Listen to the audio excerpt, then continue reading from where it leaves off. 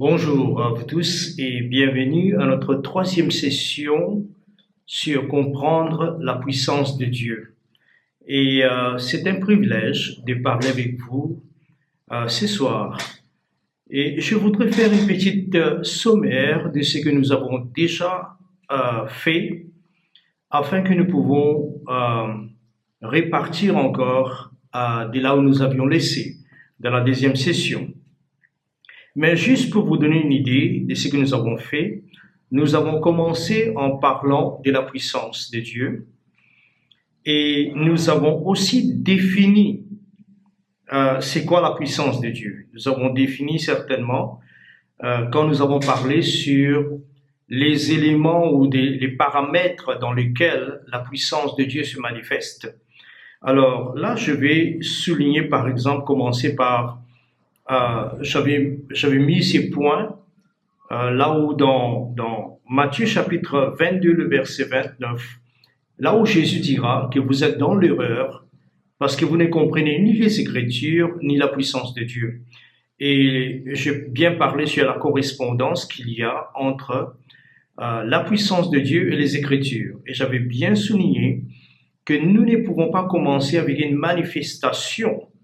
C'est-à-dire quand la puissance de Dieu se manifeste, soit quand quelqu'un est guéri, et nous ne pouvons pas comprendre la puissance là. Nous devons commencer par l'Écriture. L'Écriture doit définir la puissance de Dieu et non pas une manifestation.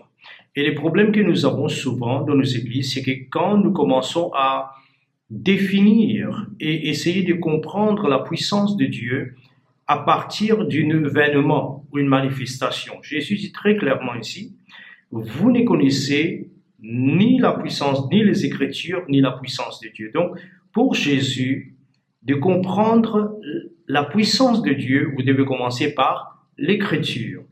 Comme il a dit, vous ne comprenez ni les Écritures, ni la puissance de Dieu.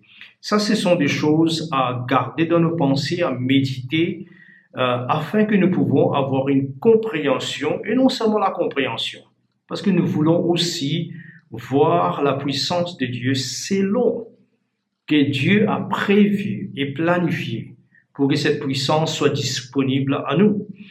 Et puis aussi, la chose que j'avais soulignée dans la deuxième session, c'est Luc chapitre 9, le verset 1, là où Jésus parle, il a appelé ses disciples, et il les a donnés, la Bible dit clairement, la puissance et l'autorité. Je sais qu'il y a beaucoup de versions qui disent la force et pouvoir. La force ici est remplacée pour les mots, interchangeable, on a utilisé pour le mot puissance et le mot pouvoir est utilisé pour le mot l'autorité. Ok, et c'est très très important. Et nous avons parlé aussi les pouvoirs un peu. Je suis en train de faire une révision. Nous avons parlé sur le pouvoir ou la puissance et nous avons dit qu'il y a plusieurs rôles de la puissance. Il y a plusieurs rôles de la puissance. Alors on peut dire premièrement que la puissance de Dieu, c'est cette force ou cette réalité inhérente.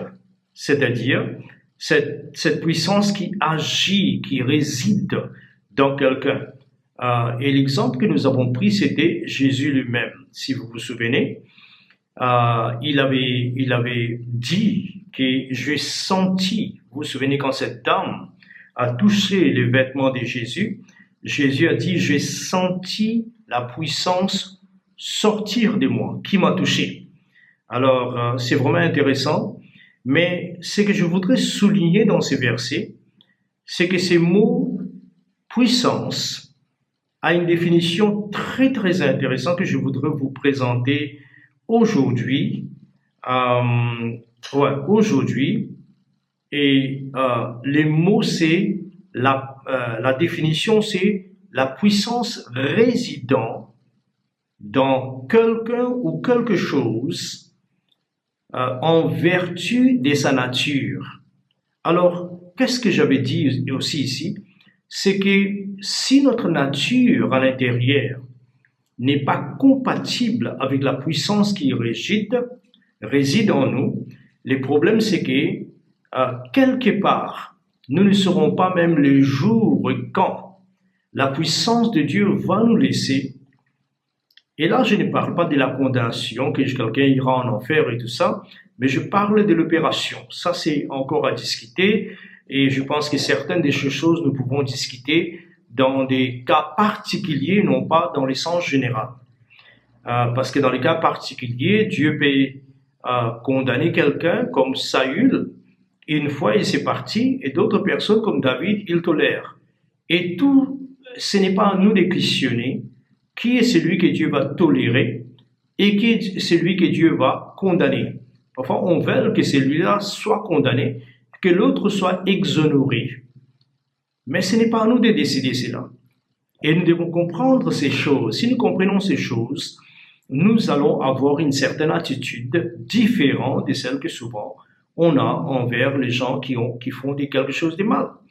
Alors, revenons à ces versets. Donc, moi, je pense que ça, c'est ma conviction personnelle, et cela vient pas d'une seule verset de la Bible quelconque, quelque part, mais cela vient d'une compréhension de la totalité de la parole de Dieu, de la culture du royaume de Dieu.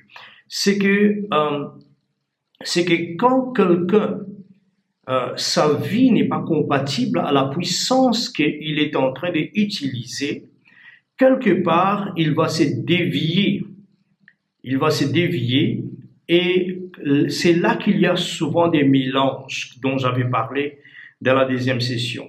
Donc ça, c'est la première chose. Et dans la deuxième chose, la deuxième pensée que j'avais présentée, c'était quand la puissance de Dieu devient ce qu'on appelle une force d'opération.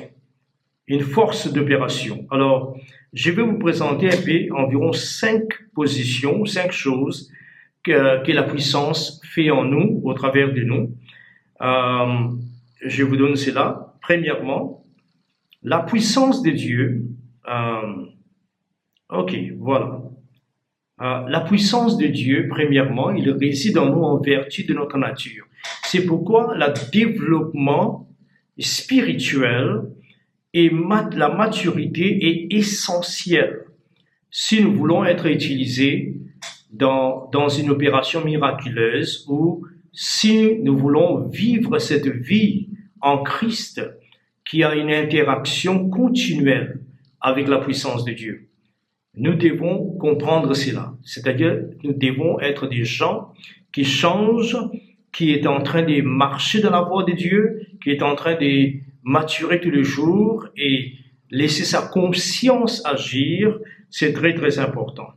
Et troisième chose que nous avons vue concernant la puissance, c'est que la puissance, premièrement, réside en nous. La puissance inhérente, comme Jésus disait, j'ai senti la puissance qui m'a quitté et qui a guéri quelqu'une, c'était cette dame, ou la puissance pour opérer des miracles, ou la puissance d'influence. La puissance d'influence, ce n'est pas quand la puissance réside en nous, mais quand la puissance se manifeste au travers de nous. Et nous avons pris l'exemple de Job, comment il a bâti, et je pense que dedans est très très important, que nous apprenons à bâtir un nom. Un nom est très, très important. Alors, un nom nous permet de, comment nous disons en anglais, leverage, c'est-à-dire faciliter la puissance de Dieu dans la vie des autres. Et nous avons vu aussi l'influence, nous avons vu aussi ce qu'on appelle la puissance qui crée l'excellence de la moralité, l'excellence de l'âme. Donc tout cela est très très important, et je pense que nous avons parlé de ça. Aujourd'hui, comme j'avais dit dans la deuxième session, que nous allons commencer à parler sur l'autorité. Et je pense que cela est très très important. Il y a beaucoup de gens qui ont une haute opinion de la puissance et de l'onction, mais qui n'ont pas même jeté un regard sur ce qu'on appelle l'autorité. Et la raison pourquoi, parce qu'ils ne comprennent pas que la puissance de Dieu devient légitime par l'autorité. Alors, je vais vous expliquer cela. Parce que vous devez comprendre, ce sont des choses, c'est partie de notre héritage en Christ, en Dieu. Vous voyez, alors, comment est-ce que la puissance de Dieu peut être légalement utilisée? Rappelez-vous que tout ce que Jésus a fait, il l'a fait avec l'égalité, n'est-ce pas? Je vous donne un exemple. Pourquoi est-ce que Jésus, il y a beaucoup de gens qui ont posé cette question. Pourquoi est-ce que Jésus devait mourir pour nous racheter? Écoutez, il a toute la puissance. Il est omnipotent. Dieu, le Père, est omnipotent. Mais pourquoi l'agneau qui a été immolé avant la fondation du monde? Pourquoi? Donc, ce plan a été fait dans l'éternité passée. Pourquoi? Parce qu'il y a ce qu'on appelle la légitimité. Parce que Dieu, c'est un Dieu, par exemple, nous pouvons dire Dieu peut faire tout. Oui, mais dans un autre sens, Dieu ne peut pas faire tout. Il ne peut pas aller à l'encontre de sa nature. Parce que Dieu est juste. Sa sainteté est une sainteté juste. Sa puissance est une puissance juste. Sa présence est une présence juste. C'est pourquoi Dieu, souvent, la Bible nous dit des langues anthropomorphiques ou anthropomorphisme ou morphiques qui nous disent que Dieu s'est retiré de Saül, par exemple. Dieu s'est retiré de quelqu'un. Ce n'est pas que, et en même temps, la Bible nous dit aussi que Dieu est omniprésent, il est partout. Alors comment, pendant que Dieu est partout, il peut en même temps se retirer de quelqu'un? Alors, vous voyez ce que je suis en train de dire. C'est-à-dire, Dieu il a ce qu'on appelle des principes que lui, il applique en lui-même. Par exemple, quand Dieu a dit, dans l'un des commandements, il a dit, tu ne voleras point. Vous savez pourquoi il a dit ça? Parce que Dieu lui-même ne vole pas. Il a dit, quoi encore? Tu ne donneras pas de faux témoignages. Pourquoi est-ce que Dieu a dit cela? Parce que la loi est l'expression de sa nature. Alors comme lui, il ne brise pas l'alliance, il a dit tu ne commettras point d'adultère. Comme lui, il ne ment pas, il dit tu ne mentiras pas. Tu ne présenteras pas de faux témoignages. Alors vous comprenez comment ça se passe. Dieu, c'est un Dieu qui est juste. Donc la seule façon pour Dieu de racheter les humains, c'était de payer les prix lui-même. Je pense qu'il y a une belle histoire quand nous parlons de l'évangélisation que souvent j'ai utilisée. C'était l'histoire d'un homme qui avait deux jeunes gosses qui grandissaient ensemble. Et il y avait un dont les pères étaient quand même avaient des moyens, et l'autre qui était très pauvre. Il venait souvent des fois à l'école sans avoir son petit déjeuner ou son déjeuner. Et quand l'heure arrivait pour le déjeuner, les deux amis s'asseyaient ensemble et l'un avait son petit conteneur dans lequel il y avait des sandwichs et l'autre n'avait rien. Alors ils partageaient, ils ont vécu comme ça. Mais qu'en grandissant, les choses ont changé selon cette histoire. C'est-à-dire, c'est les garçons qui faisaient bien là, qui avaient des choses. Lui, il a perdu son père, et il a perdu tout, il est devenu pauvre. Et la personne qui était pauvre, quand même, il a travaillé, il a trouvé, il est devenu un magistrat. Et c'est lui qui avait beaucoup de finances, beaucoup de l'argent, qui a grandi dans un certain environnement quand même des choses, des choses, des moyens. Celui-là est devenu pauvre. Et comme résultat, il est devenu un voleur de chevaux. Et un jour, bon, il a fait plusieurs fois aller-retour dans des prisons, il a été arrêté plusieurs fois, mais un jour, comme il avait fait cette offense grave, on lui a présenté dans les tribunaux, pardon. Et quand il a regardé comme ça, il était vraiment rassuré parce qu'il a vu son ami, celui qu'il nourrissait, qu'il partageait son sandwich avec. Il a vu cet homme, il a dit, mais aujourd'hui, quand même, les choses sont bien. Parce que mon ami est là, c'est lui qui les juge. Et ils ne se sont pas vus depuis longtemps. Et quand il a vu ça, il était vraiment, vraiment consolé. Et finalement, l'heure était venue pour rendre le jugement. L'ami a dit, bon, on te condamne 2 ans en prison ou $5,000 à payer tout de suite. Et quand il a dit ça, l'autre était trop en colère parce que c'était la sentence maximum pour les offenses que lui, il avait commises. Alors, il était vraiment en colère. Il a dit ça, c'est quel ami? Quand même, il pouvait me donner 1 année de prison et peut-être $2,000 à payer ou 1 année de prison. Je vais faire 1 année, mais il m'a condamné en maximum. Et la chose intéressante, c'est que quand cette séance a été terminée, le juge, l'ami, est descendu. Il est venu, il a dit au garde qui était là, enlevez-lui les minottes ou la chaîne, et il l'a amené au guichet et il a payé $5,000. Et c'était dans les temps passés, donc c'était beaucoup d'argent. Il a payé les $5,000 et il a dit, mon ami, tu es libre. Et il a voulu lui serrer et l'autre était complètement dans l'étonnement. Il ne savait pas quoi faire. Il a dit à son ami, mais je n'ai pas compris. Si tu devais payer toi-même, pourquoi tu pouvais dire $10,000 et tu allais garder $3,000 entre tes mains? Pourquoi tu as fait ça? Il a dit, écoutez, mon ami, moi je suis un juge. Et tout le monde connaît que je suis un juste juge. Je ne pouvais pas, minimiser ta sentence et garder mon nom. Je suis ce que je suis un homme juste. Alors, j'ai payé un prix pour être juste.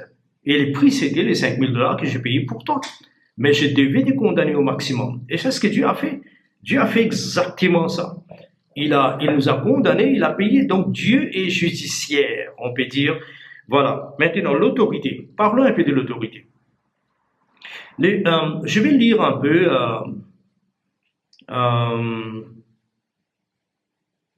l'autorité. Premièrement, bon, je vais lire un verset. Ça se trouve dans Matthieu 28, le verset 18. Matthieu 28, 18. Je pense que nous allons faire ça en décision. Aujourd'hui, je voudrais simplement parler un peu sur l'autorité, juste pour introduire ces pensées. Ok, alors, maintenant, Matthieu 28, le verset 18. Parlons un peu de l'autorité. L'autorité, c'est la puissance qui peut libérer ce qu'on appelle, c'est la force, on appelle ça la légitimité qui libère la puissance. L'autorité, c'est les moyens légitimes qui libèrent la puissance. Alors, sans l'autorité, la puissance n'est pas à vous d'exercer, parce que c'est la puissance de Dieu. Et vous êtes pécheur, vous n'avez pas les droits. Mais l'autorité, c'est les droits que Christ nous a donnés, afin que nous pouvons libérer, relâcher la puissance. Maintenant, l'autorité commence dans ce que nous appelons le nom de Jésus. La puissance commence dans ce que nous appelons l'onction du Saint-Esprit. Vous voyez ces deux choses? La puissance trouve son origine dans l'onction du Saint-Esprit, parce que le Saint-Esprit est l'agent de la puissance dans les activités du royaume de Dieu. Vous comprenez cela? Donc, et nous allons parler de ça dans les jours à venir quand nous parlerons du royaume de Dieu comme étant un tuyautage de la puissance. Mais pour le moment, nous continuons avec ça. Donc, la puissance de Dieu trouve sa source dans le Saint-Esprit, qui est l'agent de la puissance, et l'autorité trouve sa source dans le nom de Jésus. Mais c'est le nom de Jésus qui nous donne le droit de libérer la puissance. S'il n'y en a pas l'autorité par le nom, il n'y a pas de puissance qui nous est réservée. Très, très important. C'est pourquoi la Bible nous parle de cette langue qu'on dit en Christ. En Christ, nous avons le pardon de nos péchés. En Christ, nous avons telle chose. En Christ, nous sommes une nouvelle création.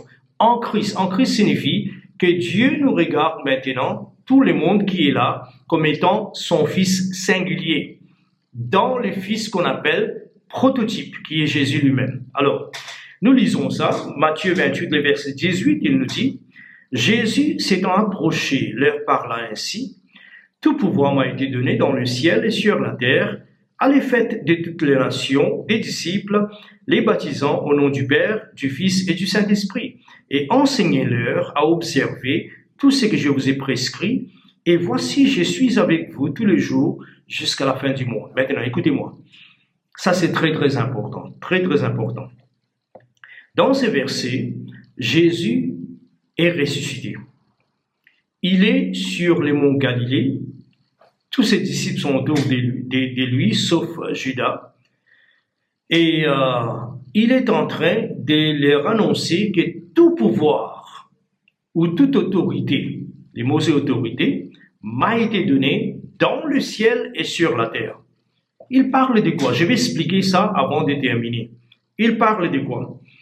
Il est en train de parler que comme étant le Fils de l'homme, Jésus était 100% homme, 100% Dieu, comme étant homme, il n'avait pas de pouvoir, comme étant Jésus, le Fils de Dieu, il avait tout pouvoir. Maintenant, quand il est arrivé ici, sur la terre, il a vidé lui-même de toute gloire et de tout pouvoir, sauf sa nature. Vous comprenez cela? Il est resté le Dieu saint, mais il a vidé de tout pouvoir, de tout privilège et tout.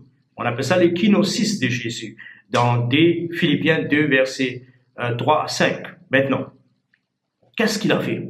La Bible nous dit clairement que quand il a fonctionné sur la terre, il s'appelait le Fils de l'homme. Le Fils de l'homme ici, quoique divine selon Jean, il est un être divin, mais il fonctionnait comme le fils d'Adam.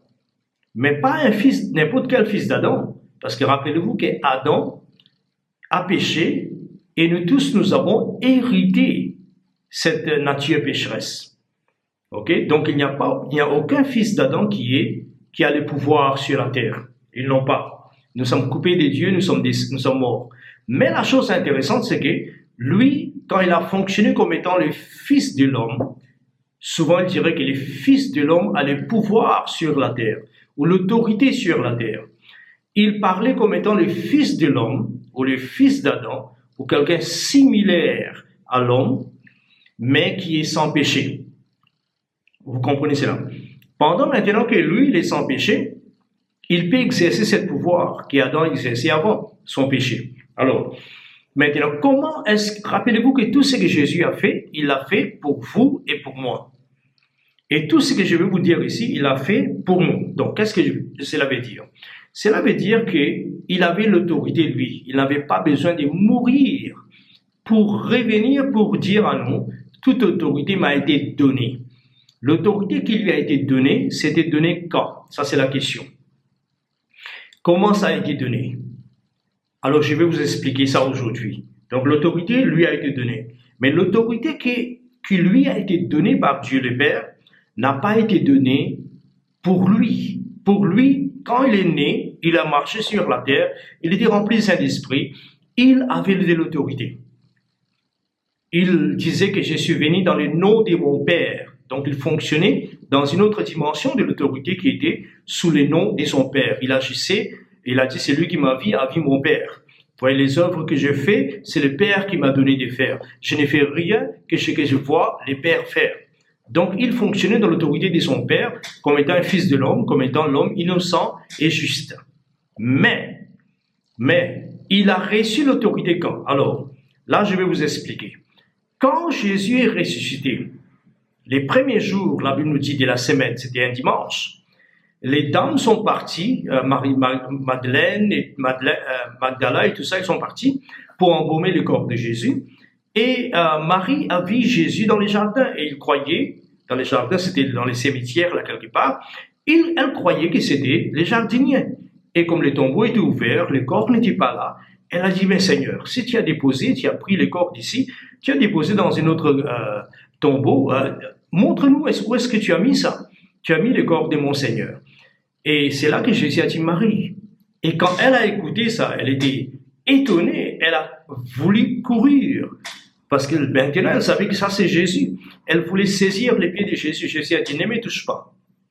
Je n'ai pas monté au ciel encore. Je ne suis pas monté au ciel. Ok? Lendemain, tous les disciples sont rassemblés. Suivez-moi. Jésus entre par les murs avec un corps ressuscité. Il n'a pas besoin de la porte. Il entre dans la chambre et c'est là que Thomas a douté. Il a dit, Thomas, viens ici. Mets ta main ici, mets des doigts dans mes mains et dans ma côte. Et regarde, c'est bien moi. Car un esprit n'a ni chair ni os. C'est moi.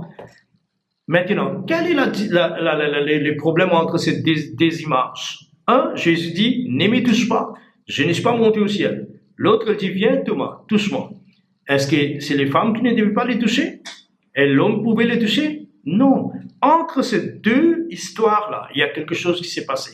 C'est quoi ça? Hébreu nous dit que Jésus est entré comme un sacrificateur, souverain sacrificateur, dans les lieux très saints, mais dans le ciel, pas sur la terre. Et il est entré pas avec les sangs du bouc, mais les sangs de son propre sang lui-même. Alors, quand il a dit à Marie, ne me touche pas, il n'était pas entré avec son sang. Son sang est versé sur la terre là-bas. Mais quand il est entré, il représente son sang, parce qu'il est mort. Et quand il est entré, après ces 3 jours, il est ressuscité, il est entré. Qu'est-ce qui se passe là-bas quand il est entré? Il a offert son sang. Mais en plus de ça, qu'il a offert son sang, je vais vous montrer qu'est-ce qui s'est passé. Alors, je vais vous demander de lire un verset avant que nous allons commencer. Là, je vais vous montrer comment est-ce qu'il a reçu l'autorité pour nous, pas pour lui. Lui, il avait de l'autorité. Mais cette fois-ci, d'une façon légitime, légale, il devait recevoir l'autorité pour nous. Alors, Daniel chapitre 7, je suis presque à la fin, le verset 13. Daniel 7, 13, il nous dit, chapitre 7, le verset 13, j'ai regardé, là, Daniel regarde. Qu'est-ce que Daniel voit? Daniel voit, c'est quelque chose qui se passe entre quand Jésus a parlé avec Marie, ne me touche pas, je ne suis pas encore monté à mon Père, vers mon Père. Et c'est le moment où Jésus a dit, ok, ça va, c'est fini maintenant. Je suis monté, je suis descendu, tu peux toucher mes mains et mon côté. Bon. Ici, cet événement que Daniel voit se passe entre ces deux événements ici. Ces deux moments. Alors, qu'est-ce qui se passe? Daniel regarde le Fils de l'homme. J'ai regardé pendant mes visions nocturnes, et voici, sur les lieux des cieux arriva quelqu'un de semblable à un fils de l'homme. Ok, personne ne sait c'est qui. C'était l'apparence de l'homme. Il s'avança vers l'ancien des jours. C'est qui ça? Le Père. L'ancien des jours. Toujours une référence des pères, aussi pour Jésus, mais. Et il nous dit, et on lui fit approcher de lui. Alors maintenant, les fils de l'homme, les représentants de l'humanité. Pas les premiers Adam, les derniers Adam. Approche maintenant. Verset 14. On lui donna la domination, la gloire, le règne et tous les peuples, tous les peuples, les nations et les hommes de toutes langues qui les servent. Et sa domination est une domination éternelle qui ne passera point et son règne ne sera jamais détruit. Vous vous souvenez de ce que Jésus avait dit? Il y a les gens qui sont parmi vous aussi, qui ne mourront point avant d'avoir vu le royaume venir avec puissance. Là, il a reçu le royaume. Il vient avec ça. C'est comme ça qu'il vient. Et je vais terminer en disant, il se présente avec ses disciples. Il dit, tout pouvoir m'a été donné. Pas pour moi-même. Moi, j'avais des pouvoirs avant. Mais maintenant, c'est pour vous. Allez alors. Alors que maintenant, tout pouvoir est entre mes mains, je vous représente. Je suis votre premier homme, premier Adam. C'était votre représentant, votre prototype. Allez, vous avez la disponibilité de ce pouvoir qui m'a été donné dans le ciel et sur la terre. Alors, voyez ce qui s'est passé. Comment Jésus a reçu l'autorité pour nous. Alors, c'est pourquoi quand nous disons au nom de Jésus, ce n'est pas même la peine parfois de dire toujours au non, non, non, non. C'est comme si un bâton magique. Non. Vous devez avoir la conviction et croire dans ce que vous êtes en train de dire. Parce que ce que vous êtes en train de dire est quelque chose que Jésus a légalement reçu pour vous et pour moi. Alors, gloire à Dieu, il les a appelés et il les a donnés. Rappelez-vous, ce verset a été fait avant qu'ils soient morts, mais c'était temporaire. C'était temporaire. C'est pourquoi il a dit, restez ici, jusqu'à ce que le Saint-Esprit, c'est que vous recevez la puissance d'en haut, le Saint-Esprit. Mais je viens de vous montrer maintenant comment est-ce qu'il a reçu les pouvoirs. Maintenant, quand nous reviendrons, nous allons voir un peu l'autorité. L'autorité, c'est quoi? Et comment nous sommes appelés à exercer l'autorité. Et plus tard, nous allons aussi voir le nom de Jésus, la puissance que le nom de Jésus libère. Alors, nous allons voir tout cela. Que Dieu vous bénisse et on se voit à bientôt. Voilà, à bientôt. Que Dieu vous bénisse.